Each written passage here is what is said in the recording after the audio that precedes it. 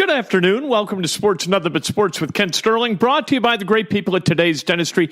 Give them a call right now. Become their next new patient like I did 26 years ago. I have never looked back. My teeth have never felt better. Dr. Mike O'Neill, a straight-up genius.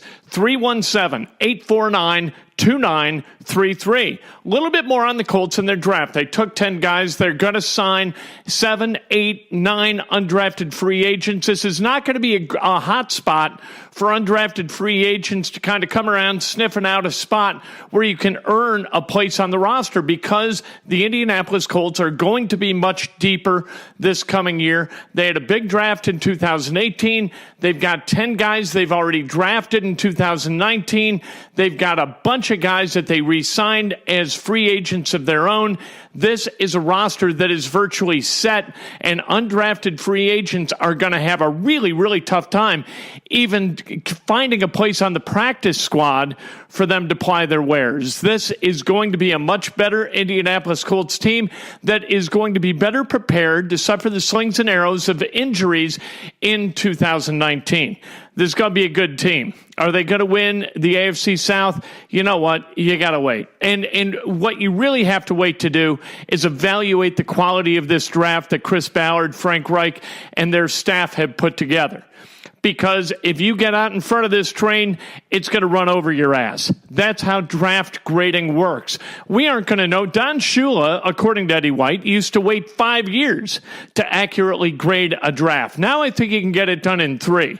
After 3 years, you can look back and you can say, you know what, pretty damn good. Sometimes with a spectacular draft, you can look back maybe after the first year and say, man, that was really something. If you look at the Colts draft from 2018 and you look at Quentin Nelson and you look at Braden Smith and Darius Leonard and even guys like Kamoko Toure, who showed flashes where you can project, you know what, another year of building strength and working on technique, and this kid's got a chance to be pretty damn good. You look at those guys. You look at a guy like Nyheim Hines and the rest of the guys in this past draft, and you say, you know what, even if it's only because of Nelson and Leonard, you say it's a hell of a draft. First time since 1965 and the Chicago Bears since a team had 2 rookies as first-team All-Pros. In 65, it was Gale Sayers and Dick Butkus, who both went to the Pro Football Hall of Fame. In 2018, for the Colts, it was Darius Leonard and Quentin Nelson. Do we get 2 guys like that in this draft? Likely not. It happens about once every 50 years, okay? So we're not going to grade Chris Ballard on that insane scale. But what we can say is that Ballard has a way of figuring out. Quentin Nelson was an obvious one, right?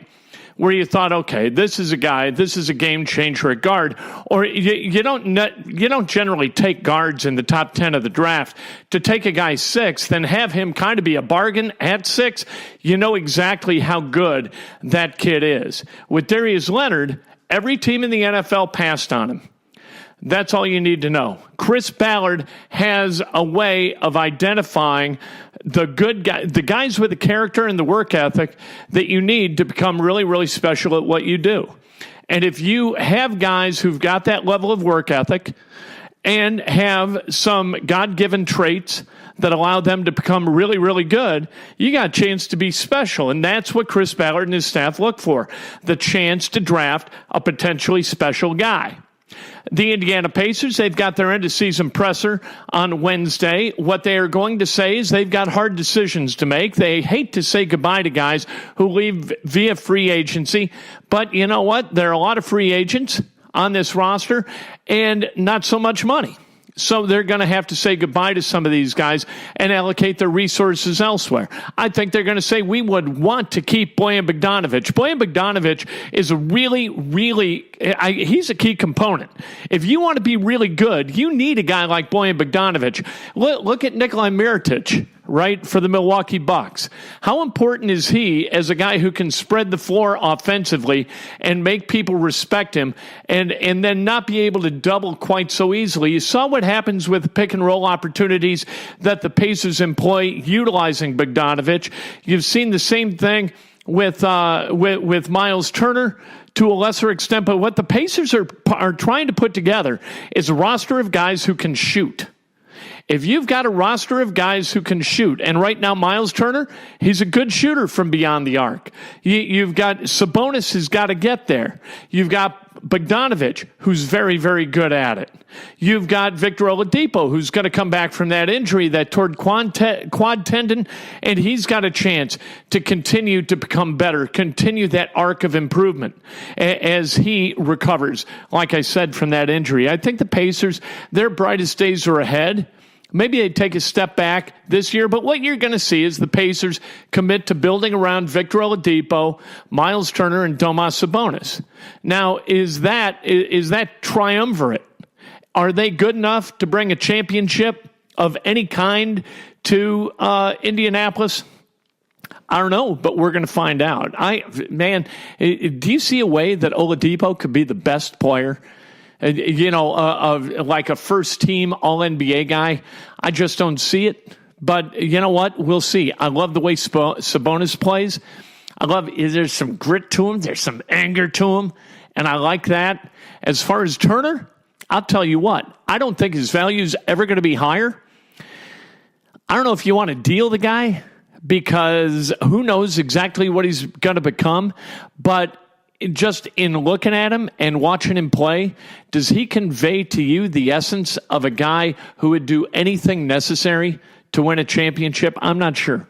That's why they pay Kevin and Chad and all those guys down at Bankers Life Fieldhouse the big bucks. The Cubs, I want to talk about the Cubs for a little bit, okay? Because I think I've figured something out, at least about my fandom of the Chicago Cubs. I've been a Cubs fan since I can remember. My dad would watch Cubs games constantly. I'd sit with my dad, watch Cub games. When I was in kindergarten, my dad took me to my first Cubs game. In that game, Ernie Banks hit a home run, and the Cubs lost 9-8 in a heartbreaker. Of course they did, right? And from that point forward until we left Lake Bluff, my dad would pull me out of school and take me to a Cubs game once every year. And we'd sit, and he taught me how to keep score. And you walk up those steps, and everything's just green around you. And if you did that when you were a kid, maybe as an adult too, you remember exactly where you were, and you remember being just awed by the amount of green space at Wrigley Field. It's just an incredible experience. And then to watch them over the years and have your heart broken by them in 69, 70, 71, 72, 73, 77, 84, 89, 97, 03, certainly, 07, 08, and then you move forward to 15, 17, 18, and hopefully they get back to where they were in 16, and that's winning a world championship. Anyway, that's my kind of my mini bio in being a Cubs fan. I can still tell you 25 guys who played for the 1969 Cubs. I can tell you that at least they're starting 8 and probably go another 10 deep with position players. And, well, that'd be a lot. Let's say 5 deep. And then tell you, I don't know, at least 8 pitchers who pitched for him in 77. I can go back to 84, tell you anything you want to know about that 84 team. So I have been you talk about diehard Cubs fans, that's me. And recently, because I am endlessly annoyed by the rhetoric of Tom Ricketts and by his behavior and his profiteering as he runs the Chicago Cubs, I've kind of turned away. I was a season ticket holder in 2015, 16, and 17, and I kind of pulled the plug. And one of the reasons for that is, man, they just kept jacking up the price, and they made me feel like all they wanted was my cash. I'm here for more cash. That should have been part of the return address on every email and on every piece of mail that I got here telling me about my, Cubs tickets. We need more cash. More cash. It became endless. It became like that song that you hear on the radio that you learn not to be able to stand because you've heard it so relentlessly for so long. All right. That and then you go with the off-field stuff, non-baseball stuff, okay? Like hosting movie nights in Wrigley Field, and I'm not talking about the Gallagher Way stuff.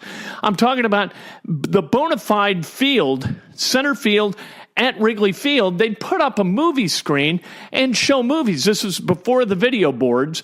And they would charge people to come in and watch movies at Wrigley Field. And I was like, for the love of God, Babe Ruth hit his called shot here, right? Gabby Hartnett's homer in the Gloman. Ernie Banks' 500th home run, Ryne Sandberg's game in 1984, all of these great moments, the Bartman thing, even as miserable as it is, it's great baseball history. And you're going to show movies in there because you don't know what else to do with that property on a Thursday, Friday, or Saturday night, and you want to make some money doing something, so you're going to show movies. All these concerts that are at Wrigley Field. You know what? I understand. All right, that the role of a business owner, the reason a business owner owns a business is to make money at that business. And if you do it for another reason, you're not a business owner, you're a hobbyist. We all know this. All right, what they've done with the baseball product, as far as the real estate, acquiring real estate around Wrigley Field, I don't begrudge Ricketts any of that. The founding of the Marquee Network is just sickening to me, though, because that is going to cost, on a basic tier, in all likelihood, that's going to cost all Chicago households about $6 a month, according to reports. Now, if you're a Cubs fan and you want to opt in for that $6 a month deal, I think that's cool. But putting it on the basic tier and forcing everybody in the city of Chicago, even Sox fans, to pay $6 a month for the privilege of watching the 145 or 147 Cubs games that are on that network, I just think it's absolutely preposterous. I think it's wrong. And the Cubs, you know what, having the highest average ticket price in Major League Baseball, you know what, people pay it. So what the hell? What are you going to do? But the sheer tonnage of the piracy that goes on at the hands and under the direction of Tom Ricketts and his family has worn me raw, to the point last year and this year where watching Cubs games was becoming kind of a chore. I could not get that gnawing feeling that I was being manipulated out of my head until now. And I've decided that I need to silo off my opinion, my negative opinion about Tom Ricketts and his family from my love of the Cubs. Because here's the deal. When I was born, and this is until I was about 15, the Cubs were owned by the Wrigleys. Okay? The Wrigleys, they're the gum magnates. And Philip Wrigley made a bunch of money in real estate in Los Angeles at the expense of Japanese Americans who were interred and were really forced to sell their homes for pennies on the dollar. About a nickel on the dollar is what Wrigley paid for a lot of homes in Los Angeles. So he made a preposterous amount of money doing that. I didn't hate him for that. I should have, but I didn't. I'm not Japanese, but I know when a group is being screwed, and that group got screwed. And Philip Wrigley was one of the guys who profited from those people being screwed. But I didn't mind, because I was just a kid, and so I watched. And the Tribune Company took over. And the Tribune Company ran that baseball team as you would guess a media company would, poorly. I didn't hold that against him. Then Ricketts buys the Cubs out of bankruptcy, that Tribune Company bankruptcy in like 2009. And all of a sudden, I don't like Tom Ricketts. And here's another reason I don't like Tom Ricketts, is he's always talking about he and his brother and how they lived across Addison from Wrigley Field and how they became great Cubs fans because they blah, blah, blah, blah, blah. You know what? You're from Omaha, Nebraska. Don't pawn yourself off as some kind of, massive Cubs fan, where generationally, as many Cubs fans became Cubs fans, don't be that guy. All right? Johnny come lately, because he decided it would be cool to live across the street from Wrigley Field. Hey, here I am, and I'm a Cubs fan now, and I'm with you, and blah, blah, blah, blah, blah. I hate that crap. And when he talks about that, it really bothers me, because we know why he bought the Cubs. He bought the Cubs because he and his family are going to be able to make an incredible amount of money based upon the love that Cubs fans have for their team. That's what this is. This is a money play. This is not an affinity buy. This is not, man, won't it be cool to buy the Cubs? No, this is we are going to print money by buying the Cubs because the Cubs media deals sucked and because they probably didn't extract enough money or as much money as the marketplace would allow in ticket prices. So that's what it was. This was a money play. This wasn't an affinity play. This wasn't, man, we love this. We've always dreamed owning the Cubs. Now we're going to own the Cubs, and we're all going to kind of be in it together, and the fans are going to be a part of the process. Blah. No. That's not what's happening. And that is not what has happened. What the Cubs have done is make a ton of money for Tom Ricketts and his family. So anyway, I'm siloing it off. I'm not going to think about that anymore. And all I'm thinking about is how much fun it is to watch baseball and root for the Cubs. I'm not going to deprive myself of the joy of watching the Cubs because I resent the duplicity that squirms from Tom Ricketts' mouth every time he owns or opens it. What Tom Ricketts has done as the owner of the Cubs, I really think is crappy. I think it's abhorrent, but I'm not going to let that color my love for the Cubs. So I'm back in. I'm going to enjoy it, but I'll tell you this. I'm not going to Wrigley Field. I'm not paying $1 for a ticket or for any kind of swag from the Cubs until Addison Russell is no longer a part of that team. Because what Addison Russell has done as a human being, look, second chance, he had a second chance. It wasn't a one-time deal that he beat the hell out of his wife. That wasn't it. Child support, paying that in quarters? What the hell's the matter with this guy? It was put really well on Twitter today by O.G. Zimmerman, who said he's a complete asshat. Yeah, he's an asshat. So don't pay an asshat $4.5 million, and don't ask me to support paying this guy $4.5 million through my attendance or through my dipping into my pocket and spending money. I'm not going to do it. I'm pulling the plug on the Chicago Cubs from a financial perspective until they say goodbye once and for all and finally to Addison Russell. And I think the Cubs, kind of privately, very quietly, telling people that if they come out on the negative side of this thing with Addison Russell, that they are going to be denied areas of coverage. I think that is absolutely ludicrous. It is jackbooted, and I think it's wrong. And so financially, I am unplugging from the Cubs. But from a love of the Cubs, I'm not going to let Tom Ricketts and his love of dollars get in my way of loving them. So that's where we are. I'll root for him to win every day, knowing that at some point Ricketts and his family will sell this team, and then we'll be off to whatever is next. We went through Wrigley. We went through the Tribune. We're going through Ricketts.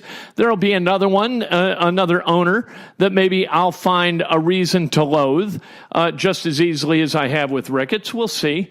And I just wish, one time at an NAB convention, I went and saw John McDonough and some guy I think from the Bears, and then Tom Ricketts talk about broadcast deals and that kind of thing.